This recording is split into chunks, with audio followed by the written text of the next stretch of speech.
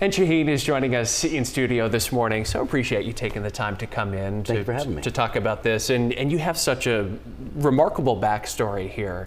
I imagine that last weekend, seeing news that the U.S.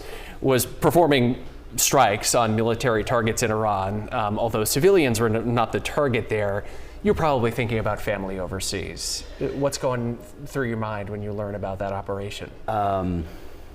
The first thing I thought of was just how this is going to impact the Iranian people and how they don't really actually want this war at all. And it's kind of, they're protesting the same government who's bringing them into a war. So it's kind of a double-edged sword. And contacted my dad. He said that my aunt and cousins and most of our family members left, and they were going to head to Tabriz, where my father's from, but that was also bombed. So they ended up turning around and going somewhere else. Last I talked to them, they're safe, but since the internet's gone down and Instagram's gone down, it's kind of being left on a cliffhanger, trying to figure out how to communicate with a loved one. And do you have a lot of family that's still overseas in Tehran? Yeah, I think part of the diaspora too in Turkey, Toronto, but definitely have a lot of family still in Iran. And over the last 15 years with social media, I've been able to reconnect with them, and it's great because I hear stories because I was so young when I came here, but now I actually get to see somebody who looks like me living a whole different life. And so you were a toddler when your parents brought you here. They were fleeing the revolution at that time. What was that early life like? What do you remember from that time period, and what have they shared with you about their reasons for coming to the United States? Yeah, like my parents, my father was in the Shah's Air Force and actually studied at the Boeing Institute in Seattle and at U.S. air bases all around the U.S. And once the revolution started, they started purging the military as well. And my father was helping Americans and other Western friends get out of the country. We were being investigated, and within a week we sold whatever we could and took a vacation to Hanover, Germany, where we lived there for about a year, and then were sponsored by a lovely couple in Bath, Maine, and moved to Bath, Maine. That's remarkable. And what was assimilation like for your parents? And then I know that in your teenage years too, post 9/11, it sounds like you faced some pretty tough times and difficult treatment too.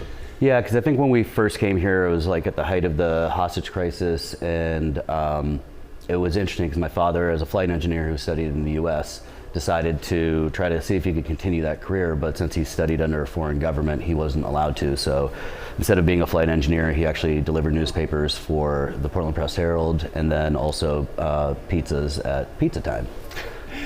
So there are a lot of Americans that, in their perception of these strikes, they're sleeping easier at night. They feel like the nuclear capability was dramatically diminished by what American forces did in dropping those bombs. Walk me through your thoughts on that. Is your concern that you feel like that could lead to an escalation on the ground there? Yes, not only the breaking of international law of not bombing nuclear sites, the human rights issues that come along with this, because even though the Israeli strikes were targeted, there were still civilian deaths, including children. And I think that's kind of the main thing for me is I don't really care about your religion or your politics. I just care about another human's life. So you're an entrepreneur as well, and you bring a Persian flavor, I suppose, with your latest initiative here. Tell us about that and what you're bringing to the Portland community.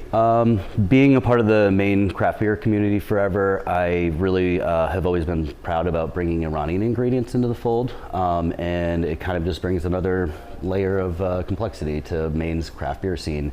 And while doing that, I really wanted to kind of make a company that was minority owned in Maine, which there's not many in the beverage industry, and really kind of share my two homes. So that's why I call it Handshake, because it has Iranian ingredients, has Maine ingredients, and I want them to both be familiar and exotic. So you're raising a family here. Yes. You have a wife, you have a young son, and of course you've lived here for the majority of your life. How do you talk to your son, and do you, about the situation overseas, and do you share your feelings about this with your neighbors here in Maine? Yeah, I think for the most part, it's just I've had a lot of friends reach out and ask about how I'm doing, about my family over there, and I think it's my job as part of the Iranian diaspora to be a voice for the people there. It's really hard to sit on the sidelines and see this, and I really want to make sure that I can educate people that we're not just what you see on TV. It's almost though if you looked at the current administration and said all Americans are like this.